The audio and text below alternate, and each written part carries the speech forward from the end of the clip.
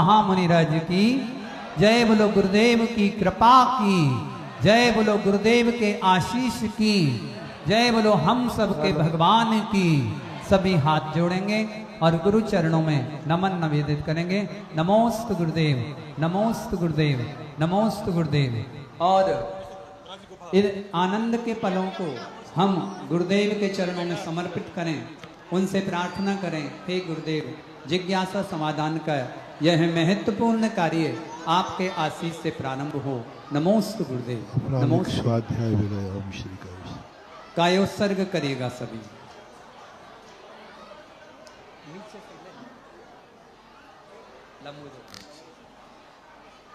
चलो सीधे सर। प्रथम प्रश्न पूरे भारत के लोग इंतजार कर रहे हैं। आज के इस महत्वपूर्ण जिज्ञासा समाधान को देखने की प्रतीक्षा कर रहे हैं। लोग कैसे कैसे प्रश्न लाकर और गुरुदेव से सम्मान चाहेंगे, गुरुदेव से समाधान चाहेंगे। ऐसी इंतजार की घड़ियां अब समाप्त हो रही हैं। पूरा सदन तालियों के उद्घोष के साथ इस महत्वपूर्ण कार्यक्रम का सम्मान करे और विनय रखे। गुरुदेव की इन जिज्ञासाओं को समाधान, हमारी जिज्ञासाएं और समाधान गुरुदेव का। प्रथम जिज्ञासा के लिए यथाशीघ्र माइक पहुंचाई विजय भाई दोनों तरफ। प्रथम जिज्ञासा के लिए आमंत्रित कर रहे हैं पूर्वाजी जैन, जो कि इंदौर से हमारे बीच में हैं। यथाशीघ्र अपनी बात यहां रखेंगे और दूसरी ओर से पुरुषों में तैयार रहेंगे अनिल जैन टुंडला। यथाशीघ्र अपनी जिज्ञासा प्रकट करिएगा। जिन्हें नाम देना हो वो इसमें अपनी नाम की स्लिप डाल देंगे। इंदौर वाले प्रश्न रखिएगा, देरी नहीं करिएगा जनाब। नमोस्तु महाराज जी, मेरा प्रश्न ये है कि महाराज जी जब भी मुझे कोई समस्या होती है या मुझे ऐसा लगता है कि मैं किसी चीज में फंस गई हूँ, तो मैं हमेशा भगवान से बोलती हूँ कि मुझे कुछ इशारा दे दो या मुझे बता दो कि मुझे किस तरफ जाना है। तो मैं ये जानना चाहती हूँ कि जब वो मैं इशारा मांगती हूँ कि भगवान सच में इशारा देते हैं, गाइड करते हैं कि किस तरफ जाना है या नहीं? भगवान को गाइड करने का जो स्वरूप है वो हमारे अंदर होना चाहिए। हम जब उलझ जाते हैं, जब हमारे संकट के दिन आते हैं, तब हम गाइड मांगते हैं भगवान से। अच्छे दिन आते हैं, सुख के दिन आते हैं, उस समय यदि हम भगवान से गाइड मांगे तो संकट के समय भी गाइड करते हैं। लेकिन हम संकट के समय तो गाइड मांगते हैं जब हम विपदा में हो, जब हमें दुविधा हो किस कार्य में मैं फेल हो जाऊंगा, तब मांगते हैं भगवान से। लेकिन जब अच्छे कार्य करते हैं तब नहीं मांगते हैं। तब हम अपनी मन मर्जी करते हैं, हम अपनी इच्छा के अनुसार चलते हैं। ऐसे समय में फिर भगवान मौन हो जाते हैं, कोई गाइड नहीं करते। उसी को गाइड करते हैं जो सुख के दिनों में भी भगवान से गाइड मांगता है। जिसके पास पैसा नहीं है वो कहता भगवान गाइड करो, मैं कैसे पैसा कमाऊं। लेकिन जिस समय पैसा हाथ में है उस समय भगवान से पूछे कि भगवान मेरे पास पैसा है, बताओ मैं किस में खर्च करूं, तो फिर भगवान से हम गाइड ले सकते हैं। प्रायः लोग संकट की घड़ी में गाइड लेते हैं। संकट की घड़ी में भगवान मानना ये भक्ति नहीं कहलाती, क्योंकि अटके पर तो लोग गधे को भी बाप कह देते हैं, ये तो फिर भगवान है।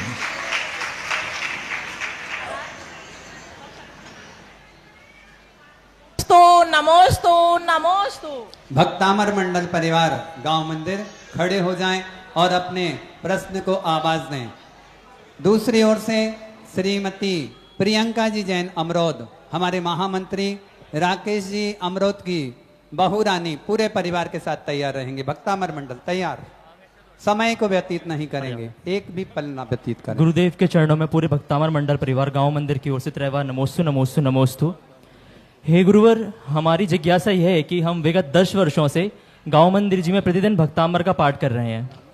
तो गुरुवर, हम अपनी भक्ति को और कैसे बढ़ा सकते हैं? हमने इसके चमत्कार भी देखे हैं वास्तव में, पर हम इसको और बढ़ाना चाहते हैं, अपनी भक्ति को बढ़ाना चाहते हैं और लोगों को भी इस भक्ति से जोड़ना चाहते हैं।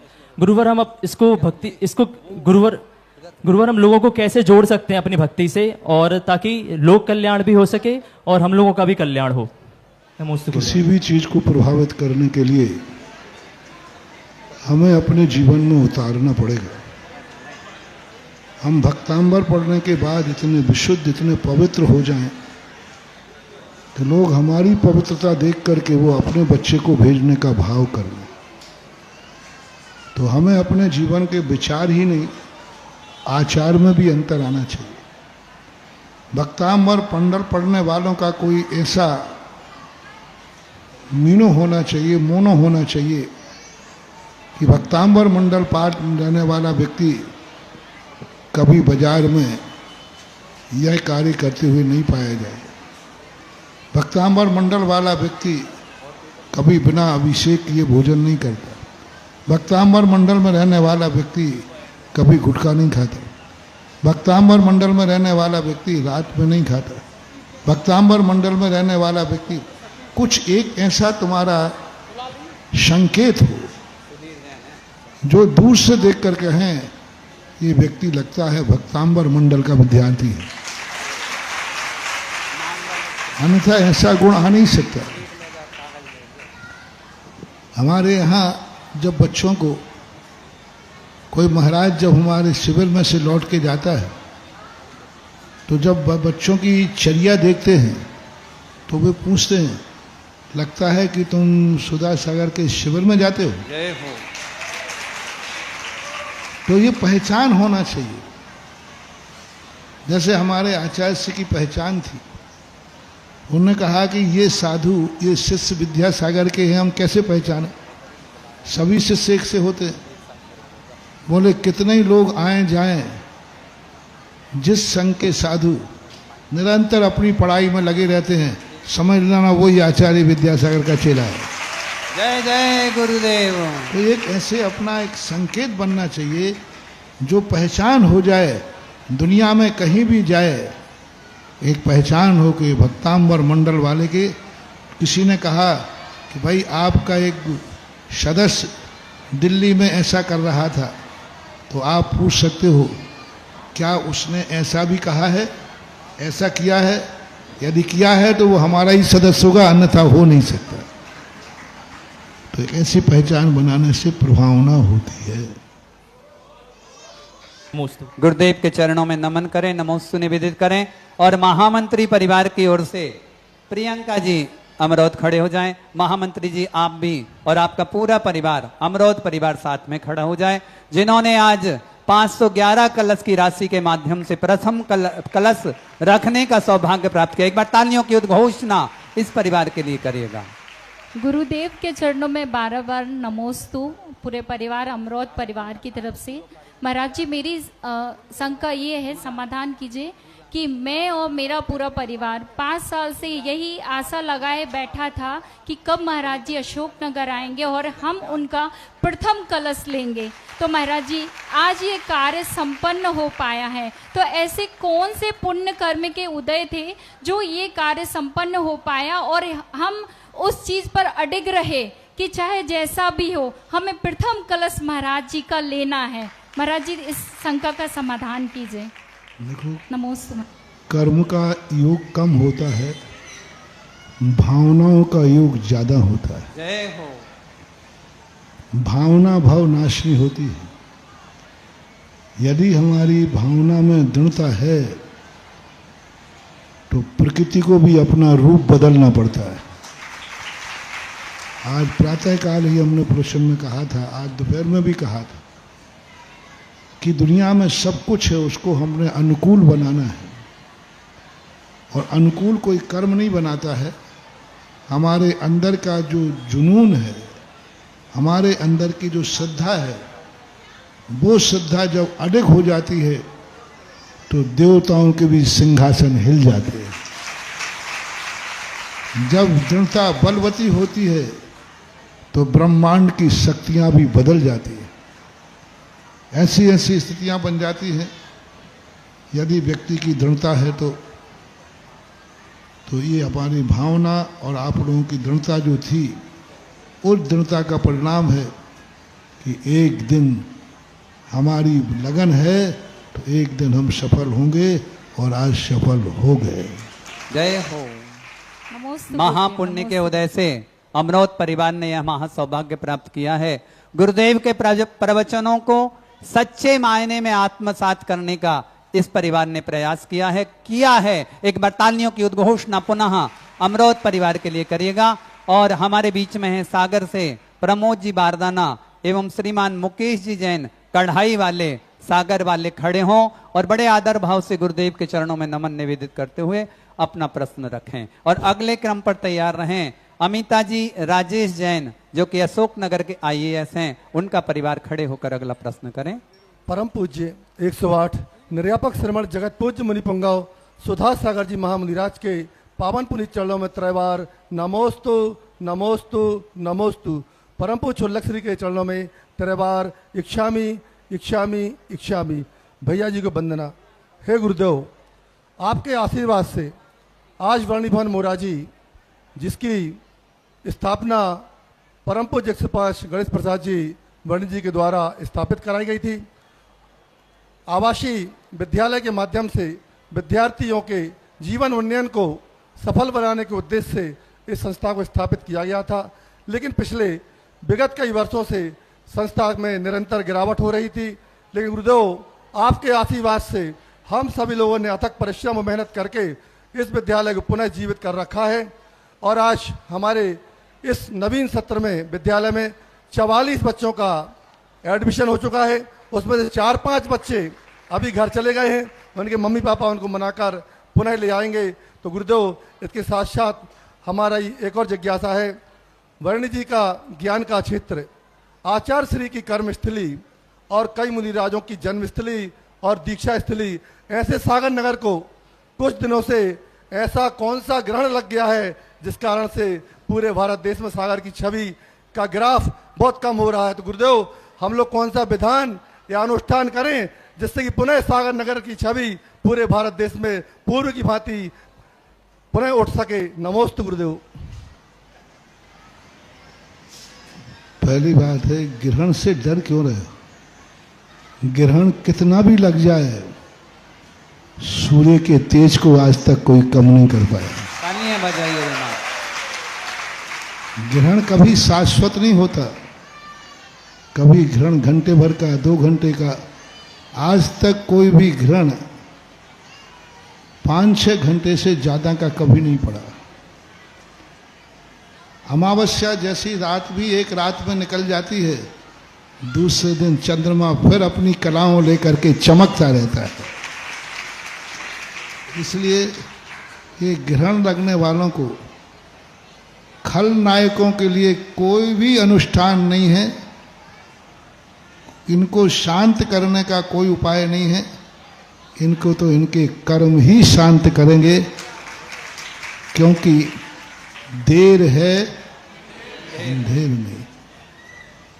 पाप का घड़ा ज्यादा भरता नहीं है, भरने के पहले ही फूट जाता है। इसलिए इन सब चीजों पर कुछ भी विकल्प नहीं करो। सागर कल भी अच्छा था, आज भी अच्छा है और कल भी अच्छा रहेगा।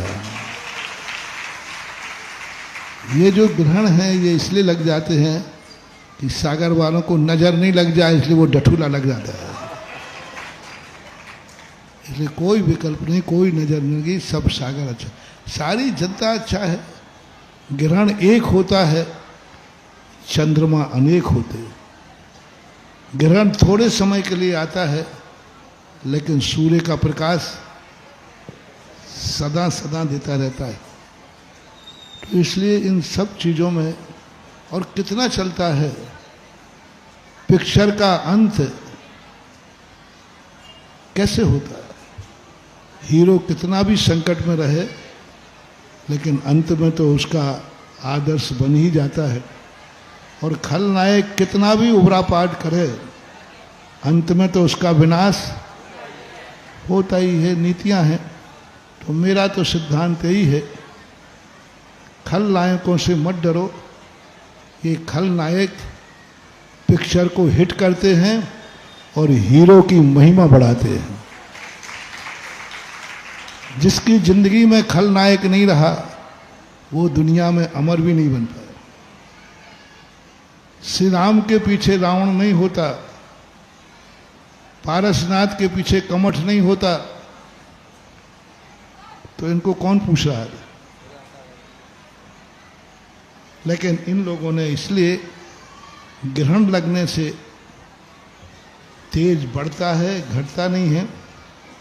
अपना सही, अपना रूप, अपना समर्पण और संगठन, किसी एक व्यक्ति से कहने से कुछ नहीं होता है। जनता की अदालत जो पास कर दे वही सत्य होता है। सागर की जनता की अदालत इतनी पवित्र पावन है। जनता जो सागर की है वो सदा प्रकाशमान थी, प्रकाशमान है और रहेगी। ये तात्कालिक पतंगे हैं, ये प्रकाश में और लाइट में उड़ उड़ करके उसी में जल जाएंगे। पतंगों की चिंता मत करो। पतंगे तो जहाँ, क्योंकि पतंगों का मूल कारण क्यों जलता है पतंगा, क्योंकि पतंगा उसके तेज को सहन नहीं कर पाता। वो तेज है और उस तेज को वो मिटाना चाहता है, तो लाइट का तेज, दीपक का तेज तो मिटता नहीं, वो खुद ही मिट जाता है। इसलिए पतंगों से मत डरो। ये लाइट के, दीपक के तेज को कभी नहीं मिटा पाएंगे, बल्कि स्वयं ही मिट जाएंगे, ऐसा है। इसलिए जीवन में कोई संकट आते हैं, विपरीतताएं आती हैं, विपरीत व्यक्ति आता है तो उसे अपना सौभाग्य मानो। अपना ये मानो कि इस समय हमारे लिए एक बहुत बड़ी ताकत उजागर होने वाली है। मैंने तो हमेशा देखा, जब भी किसी के पीछे कोई ठोकर लगी, जब भी किसी के प्रति कोई खलनायक पड़ा, उस हीरो का विकास ही हुआ है। मैं देख रहा हूँ, अनुभव में आ रहा है, आप भी देख रहे हैं, हम भी देख रहे हैं और खलनायक भी देख रहा है। जय हो गुरुदेव। आप अक्सर कहा करते हैं, वो शोले पिक्चर देखी है ना जनाब, अगर गब्बर ना होता तो धर्मेंद्र और वो हीरो कहां से हिट होते। इसलिए तालियां बजाइए। गुरुदेव हमेशा कहा करते हैं, आनंद लीजिए। अमिता जी राजेश जैन IAS भोपाल से हमारे बीच हैं। इनके साड़ू भाई, हमारे राजेश जी के साड़ू भाई श्रीमान विनोद कुमार जी, जो कि राजू मेडिकल के मालिक हैं। और सबसे बड़ी बात, मोरा जी की जो बात कही, बड़ी खुशी थी हमें। और अभी हम वहाँ रुक के आए, सागर में चतुर्मास भी किया मोरा। और आज जब आपने सुनाया कि 40-44 विद्यार्थी हो गए, बस अब 400 की तैयारी करो। जय हो। आज इन्होंने, आज देखो सांगानेर जो है 10 विद्यार्थियों से शुरू हुआ था, आज सांगानेर में 500 विद्यार्थी हैं, बच्चे और बच्चियां मिलाकर के। इसी साल में 160 विद्यार्थियों का भर्ती हुई है। 84 तो हैं बच्चियां और 80 कुछ ऐसे बच्चे, यानी 160 विद्यार्थी एक साल में जैन छात्रावास में भर्ती होना बहुत बड़ा मायना रखता है। और 500 विद्यार्थियों का हमने उनको टारगेट दिया है कि मज़ा तो जब आएगा जब कोई हमसे कहे कि इस बार 2000 विद्यार्थी हो गए। तुम्हें 2000 का नहीं दिया, तुम्हारे लिए तो हमारा अभी 400 ही निकला है। होगा। लगन, कभी सच्ची लगन से, मेहनत से अपन ने काम किया। और मैंने जो जनता से भी कहना है, बुंदेलखंड का एक सागर मोरा जी एक बहुत अच्छा अपना विद्यालय है। अब बहुत आधुनिक चीज़ बन गई है। अपने विद्यार्थियों को यहाँ वहाँ किराए के कमरों में रखकर बिगाड़ो मत, यहाँ वहाँ होटलों में रख कर के बिगाड़ो मत। सबसे बढ़िया अपना प्राचीन छात्रावास मोराजी है, वहाँ रखिए और पढ़ाई करने के लिए स्कूल भेजिए। तुम्हारा बच्चा पढ़ भी जाएगा और मोराजी में रह करके संस्कार भी ले लेगा। ऐसे दो प्रश्नों का समाधान एक साथ गुरुमुख से हुआ, आपका महाभाग्य। एक बार पूरा सदन तालियां बजाए और तैयार रहे श्रीमती अमिता जी, राजेश जी, विनोद जी, राजू मेडिकल परिवार, जिन्होंने 111 कलश की राशि के साथ आज सौभाग्य प्राप्त किया है रत्न कलश रखने का। के बाद पूरा सदन उनका सम्मान करे, तालियां बजाए। अमिता जी अपना प्रश्न रखिएगा। और जिन्हें बूढ़े होकर भी जवान कहा जाता है, ऐसे श्रीमान सीलचंद जी अनौरा खड़े रहेंगे, प्रतीक्षा करेंगे और फिर उसके बाद नमोस्तु गुरुवर, नमोस्तु गुरुवर, नमोस्तु गुरुवर। गुरुवर जी, मेरे 3 प्रश्न हैं। पहला मेरा प्रश्न है कि मानव का अस्तित्व क्या है, मानव जीवन का उद्देश्य क्या होना चाहिए और ब्रह्मांड के साथ हमारा क्या रिश्ता है, संबंध है। मानव जीवन का उद्देश्य यही है कि मैं इस दुनिया को कितना अच्छा बना सकता हूं, मेरे द्वारा ये दुनिया के किसको कितना सुख बांट सकता हूं, दुनिया के आंसू में कितने पहुंच सकता हूं, दुनिया को मैं कितनी खुशियां दे सकता हूं। मानवता का सबसे बड़ा लक्ष्य होना चाहिए। मानव तक नहीं कहा मैंने, मानवता का कहा। मानवता व्यक्ति एक ही बात सोचता है, मैं सारे जगत के आंसू पहुंच लूं और सारे जगत को खुशियां बांट दूं। एक सूत्र में, एक वाक्य में इसका समाधान यही है। ब्रह्मांड जो है कोई चीज नहीं है, ब्रह्मांड जो है हमारी इच्छा है। हम ब्रह्मांड को जैसा देखना चाहेंगे, हम यदि उसके पीछे पड़ जाएं तो ब्रह्मांड भी वैसा ही हो जाए। यही तो मैंने आज कहा दोपहर में प्रश्न में कि नियत को हमें अपने अनुकूल बनाना है। नियत ना किसी को सुख देती है ना दुख देती है। नियत को हमें अपने अनुकूल बनाना है, प्रकृति को हमें अपने अनुकूल बनाना है। अब वो अनुकूल बनाने के लिए हमें अपने आप को बदलना पड़ेगा। जैसे हम दुनिया देखना चाहते हैं वैसे पहले हमें बनना पड़ेगा, तो दुनिया वैसी बन जाएगी। सृष्टि बदलेगी इसलिए मैं बदलूंगा नहीं, दृष्टि बदलेगी तो सृष्टि भी बदल जाएगी। ऐसा गंभीर प्रश्न का बहुत अच्छा समाधान आपको मिला।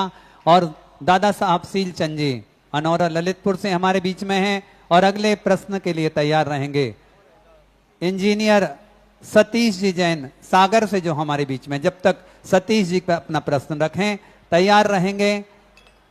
श्री आदिनाथ सेवा संघ बाहुबली नगर ललितपुर, सतीश जी।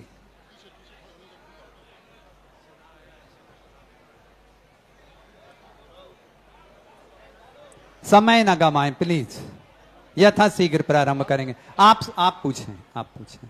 बहुत बढ़िया महाराज जी, पहले उनकी हो रही। हाँ कोई बात नहीं, आप अपना रखें। दादा साहब विराजन, ऊपर ही विराजन। महाराज जी, आप आचार्य श्री को कितना चाहते हैं, आपके हृदय में आचार्य श्री कितने बसे हैं, ये तो आप जानते हैं। लेकिन आचार्य श्री के हृदय में आप कितने बसे थे, आचार्य श्री आपको कितना अधिक चाहते थे, ये हम सब जानते हैं। बहुत बढ़िया है। एक बात, और ये बात हमने देवताओं से सुनी है। दूसरी बात, आप और आचार्य श्री का ऐसा रिश्ता बन गया है कि जब तक आप दोनों का मोक्ष नहीं होगा, आप दोनों हर जन्म में साथ रहेंगे। दूसरी बात, ये जो छोटे छोटे गांव थे, ये बेचारे आगवानी कर लेते थे और उस आगवानी में कंपटीशन कर लेते थे। जैसी नगर, केसली, राहतगढ़, ये अशोक नगर ने ऐसा कर दिया है, ये आगवाना कर दिया। अब वो क्या करेंगे? अभी तक आगवानी होती है, अब आगवाना का कंपटीशन छोटे छोटे लोग बात बड़ी मुश्किल जाने वाली है। बढ़िया, आगवाना कर दिया। तीसरी बात महाराज जी, मैं कुछ वो नहीं पढ़ता, जो कुछ लोगों को डाउट हो जाते हैं। एक महापदवीधारी, उनको डाउट हुआ कि ये जब जो आपने अभी सागर की बात कही ये आचार्य पद का पूरा बवंडर बना हुआ है कि किसी को आचार्य पद चाहिए था, तो मैं वो सिर्फ डाउट दूर करता हूं, एक दो छोटे छोटे डाउट। तो सबसे पहले कि इतनी शोहरत, आप थोड़ा सा पीछे बैठ जाओ ना, थोड़ा सा दिक्कत जाती है, बैठ जाओ।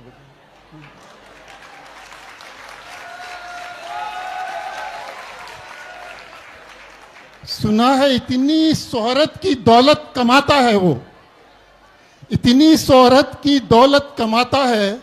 मैंने सोचा देखूं कहां धरता है, मैंने सोचा देखूं कहां धरता है, पाड़ दिया छापा तो फक्कड़ निकला, वो सारी शोहरत गुरु के नाम करता है। अच्छी तालियां बजाओ। सुना है कि गुरुवर गदगद हो रहे होंगे, गुरुवर गदगद हो रहे होंगे, ये भक्त अपने शिष्य का बागवाना देखकर। गुरुवर गदगद हो रहे होंगे अपने शिष्य का ये बागवाना देखकर, और दुश्मन झुलस गए होंगे अशोकनगर का आगवाना देखकर। अच्छा है, बहुत बढ़िया है।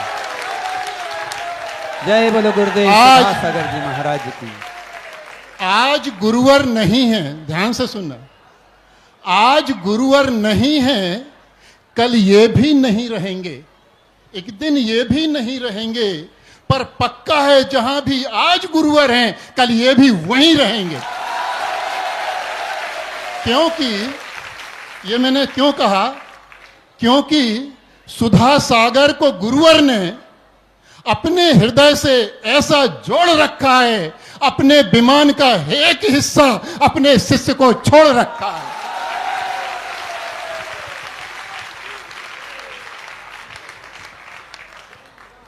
अपने विमान का एक हिस्सा इस शिष्य को छोड़ रखा है, और वो गुरु समर्पण के, वो गुरु समर्पण के सारे रिकॉर्ड तोड़ देगा।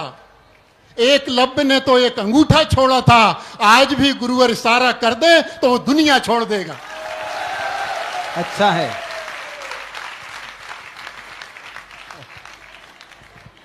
गुरुवर की सूरत तो गुरुवर की सूरत थी, गुरुवर की सूरत तो गुरुवर की सूरत थी।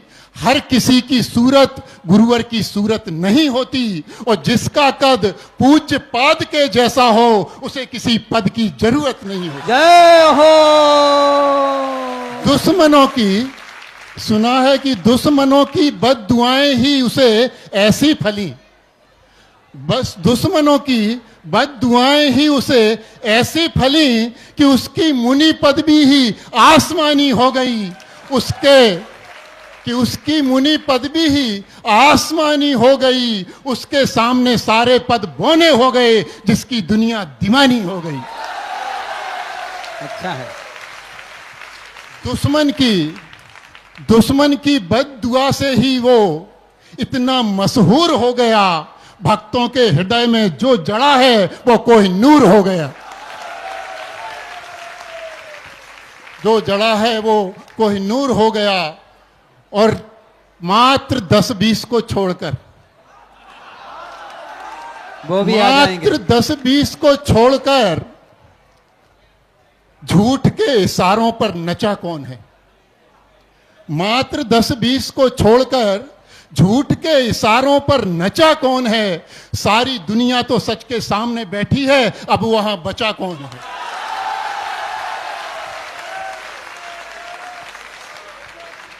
अच्छा है सतीश जी, एक बार अच्छा सम्मान करिए तालियां बजाकर।